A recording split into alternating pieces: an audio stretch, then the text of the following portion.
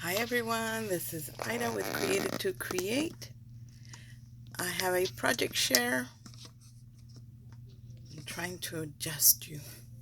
I have a project share. I've been working on I was trying to make one of those stationery boxes that everybody's been making. I haven't made one yet. So I decided to try and make one. And let me tell you, my hat's off to all the ladies who do that, because it took me all day just making the bottom part yesterday, and a few of the cards. But I think the most time that it took me was making the base for the box, being that I've never made one, and still I didn't make it correctly. Like, I still need to tweak it some. um but this is what I made, and it ended up okay, but it could be better, so I do need to make some adjustments, but I want to share it with you. I was inspired by Jill Norwood, who shared she shared a I have it right here, a stamp set, which is this one right here, and this is by papersweeties.com. And I don't know what the name of the die is, but the stamp is. But as soon as it's available, it's out of stock right now, but as soon as it's available, I will post a link to it. And because we did message the owner, and she said it should be back in stock in a couple weeks. Anyway, I was inspired by Jill Norwood, who shared these, and I was inspired by my friend Nisha, who is Inspiring Beautiful Creations here on YouTube. And if you're not subscribed to Nisha and you like a clean, very clean work. Nisha, when she does her work, she's very meticulous about her work. And like I said, and she's very creative. I love the way she makes embellishment boxes, the way she packs them. I love the way she creates very clean. So if you're not subscribed to Nisha, I would definitely, I would encourage you to subscribe to her, because she's a really, really amazing crafter, and I'm sure you can get a lot of inspiration from her. Anyway, she made a memory decks card, and she loves Rea Dunn, anything Rea Dunn. I'm not, I I think it's okay, but it's a little simple for me. So I'm really not attracted to the Rea Dunn products, but hey, to each their own, right? Anyway, she made a memory decks card, and she made cups, and she, and they were inspired by the Rea Dunn products, cups and mugs. So I thought, let me make a box, and let me see if what I can come up with, um, inspired by the Rea Dunn collection. So this is what I came up with, and I knew I wanted to make a stationery box with Christmas cards and tags and little note cards, but this is a Christmas one, so I'm going to share it with you. This is what it looks like. It's all made out of chipboard, and it's heavyweight chipboard. And the dilemma I was having, let me tell you, my hats are off to you ladies first of all, because this was a lot of work. My dilemma that I was having is that I like to change things around. I like to make them a little bit different. So I wanted to put feet on mine, and I have some and misplaced them, so I wasn't able to do that. But when I find them, I already have it set up where I can put feet on it, and it's not going to interfere when the front of the box opens up. So anyway, that's the dilemma I was having, because I was trying to figure out how to do that. So this is what I created. I made it all out of heavyweight chipboard, and then I put hinges. And when I talk about hinges, I'm talking about a strip of paper that's 1 inch wide, the full length of whether it be a 12-inch or 11-inch piece of paper. And I only cut 1-inch strips, and I score those down the middle at 1/2 inch. And then I put, whether it be score tape or glue, and I put that all around all the joints that are on a box, whether I'm making a box or whatever I'm doing. But if I'm making some type of box base, I use that for added strength. And especially if I want, for example, this one I wanted to do white, and all I needed was just a little strip of black. So adding all my little hinges because I didn't have black chipboard. Now, if you have black chipboard, I think that saves you time because that was very time consuming. So by the time I'm done adhering all the strips, all I have to do is put a little strip of the white, and then it's got the black border all the way around it. So anyway, that's what I created, and because it was Rea Dunn inspired, I used the Tim Holtz. I think they're type letters. I'll share with you what those look like. So I just did the R and the D, and they come with the. Let me put it back in the box. In the package, they're by Tim Holtz, and these are not new. They've been around for a while. So I've had them a little while, but they come with the letter stickers, and then they come with the little metal charms, and then they come with the little epoxy to go over them. So this is what I used for the R and the D because I knew I wanted to put it on some kind of ball chain. And I think I had bought like a ball chain kit a while back, so I have it in like a variety of colors, and I wanted to do silver on this one. And so I put the R and the D and added jump rings to them, and then I had a snowflake, and then I added it did have a hole up here, so I was able to add a jump ring to it. So that's what I did on the outside. Here's a silver bow, and I believe this was on a swap, if I'm not mistaken. I found it on my desk, so all I did was add the center, little bling strip in the center, and then on the top I did add a handle, and then I added a strip of paper. Now, the Rea Dunn cups are not really smooth. They're kind of bumpier and stuff like that. So I'm going to share with you the paper pad that I used. The paper pad that I used is, let me move this out of the way, it's this one, and it's by Die Cuts with a View, and it comes with just white paper, but it's embossed white paper. And I was able to find this sheet right here that looked kind of quilted, and this one right here. I didn't have any more of these polka dots, and I didn't have like a big dot or an embossing folder that had anything that would mimic that. So this was my next option. So that's what I used. I used just a couple of sheets that were in here. So I'll link that as well, and I'll link these as well. Let me move these out of the way. And then I will link the stamps because I already shared these with you, but they're not available right now. So whenever they're available, I'll put in the link. And here's that embossing that I shared, that I put on here from that paper pad because it was bumpy, and I feel like the Rea Dunn cups are that way. And here is the side view. Now here's one of my mistakes right here. As you can see, this doesn't go all the way here, so actually I needed to either I needed to extend it. That might be one of the problems, but I think really the main problem, I think I do need to extend it like an eighth of an inch wider than this one.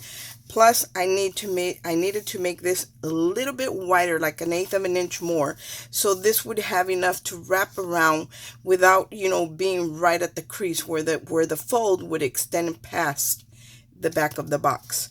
So that's one of the things. That's why I'm telling you, I'm pointing out my flaws on my box so you guys can know what I'm talking about. And so there I can see that was a problem. And here's the back of the box. The back of the box is perfect. It's fine. It's just this front piece, because like I said, I wanted to be able to add some feet right here in the front. And when I open the flap, for the feet not to interfere with the top. So I'm going to go ahead and take the top off. Now, the top, this piece right here is made with, I think it's called Craft Tex in black. And what that is something that they use to make bags and stuff like that. And you can't tear it with your hands. You have to cut it with scissors or something. You cannot tear it with your hands. So that's what I made the strap with. And then I overlaid the embossed paper over it. And then I added a couple of brads right here. So I'm going to take it off. And this fits very, like I could pick this up and the handle's not going to break because of the Craft Tex. And two, the lid is very snug on here. So that's why it doesn't come out. Like, I really needed to do, I wanted it to be snug, and it is pretty snug. So I'm going to set this aside, and I'm going to open the box. See, when you open the box like this, I wanted to have feet on there, so it would be lifted up a little bit higher, and this would open up like one of those little lap desk that you flip out, and this is where you would write, but you had a little angle. So that was my train of thought, guys, and I pretty much executed it. But right here I can tell that this panel right here needed to be like 1/8 of an inch wider so it could wrap around the box without any trouble.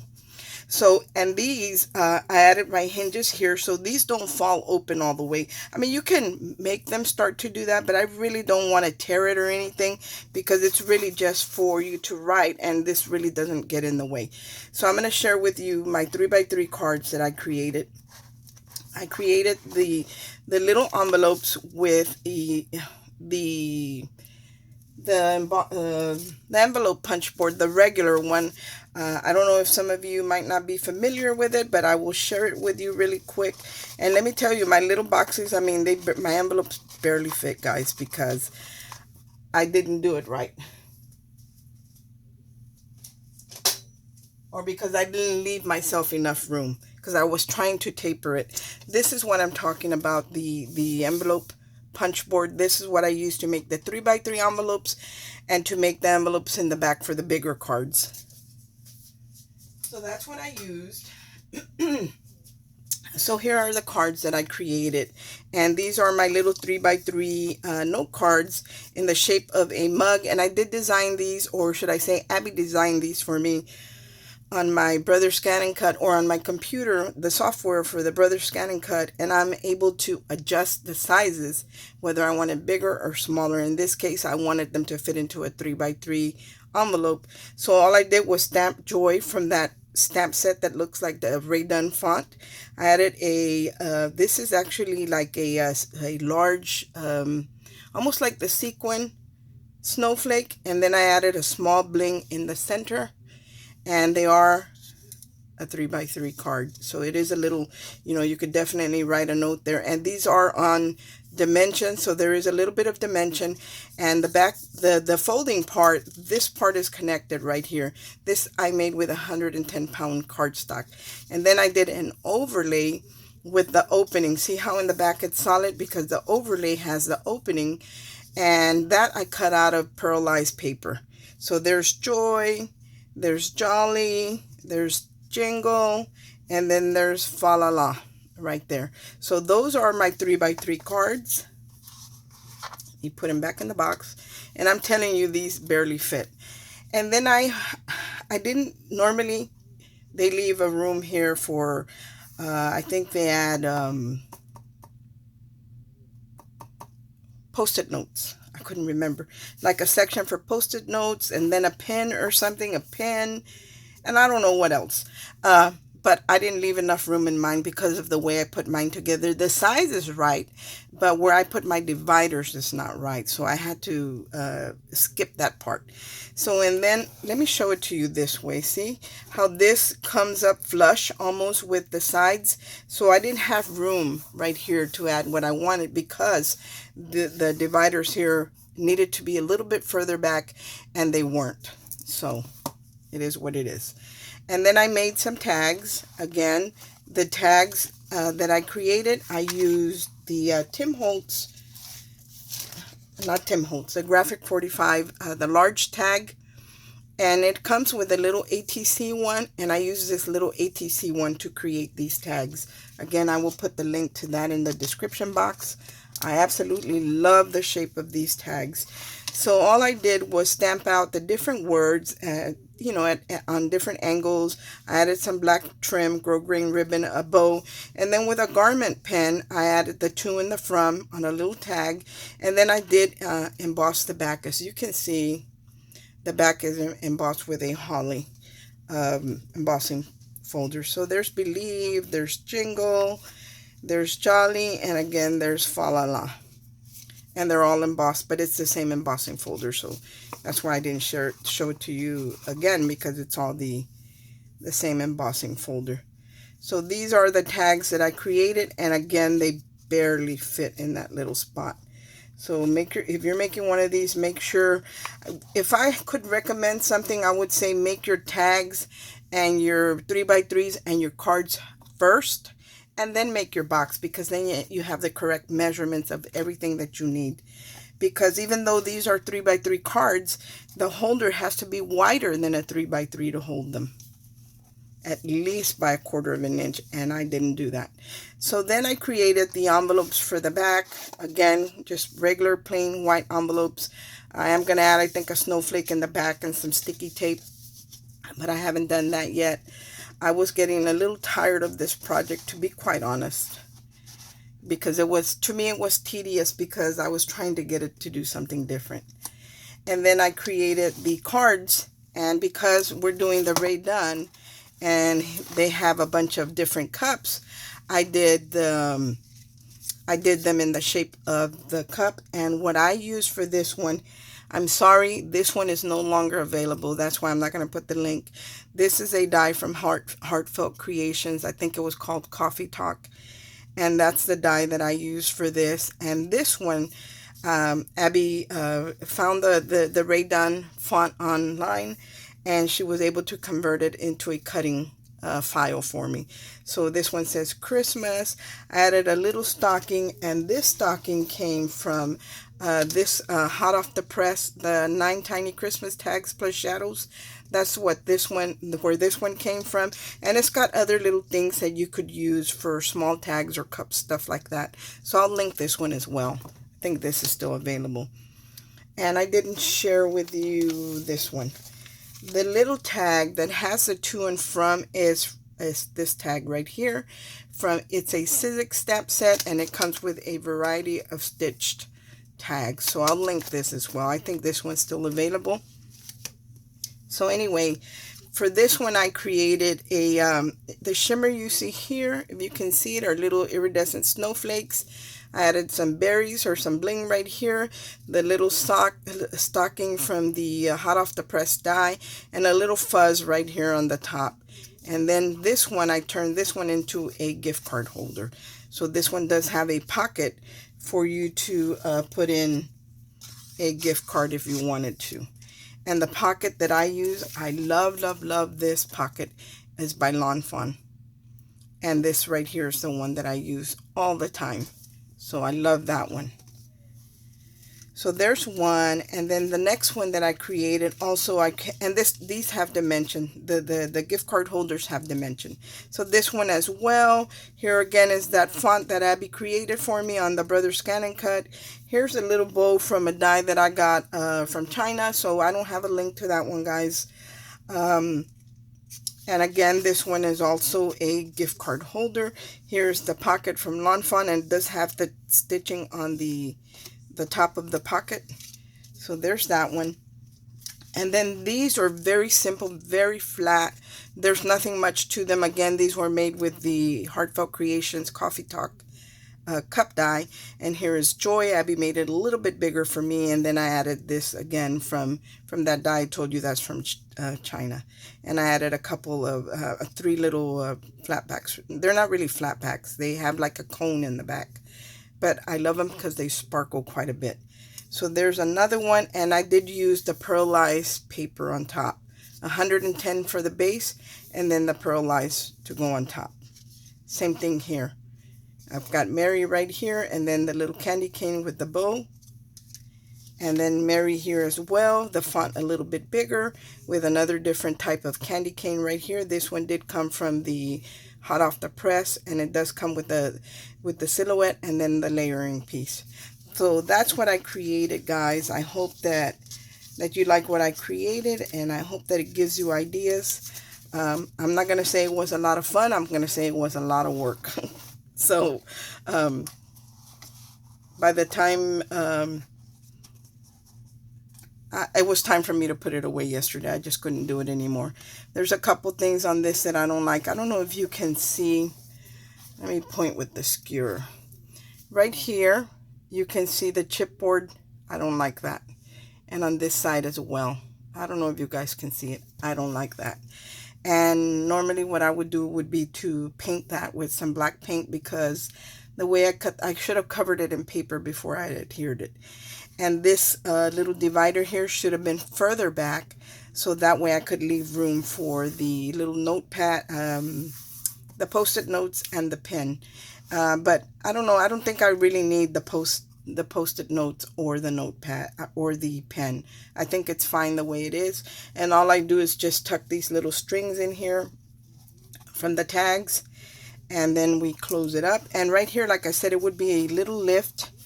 So when you're writing, it's like you have the angle, it's angled up for you to write. After I find the feet, of course, somewhere in my mess. And then you just pick this right up. But when you open it, I want to share with you, see how it opens there? It bends right there because it gives me room for me to add feet without the lid interfering with the feet that I want to put on here. And that's what I created, you guys. I hope that you like what I created. And I do have to hold it pretty snug, guys, so I can slide the lid back on there, but it goes on nice and snug, and I'm able to pick it up and without too much trouble. Is that pretty? Y'all think it's pretty? Anyway, that's what I created. I hope that you guys enjoy it. I hope this inspires you, and I hope everyone's having a great day, and God bless. Bye.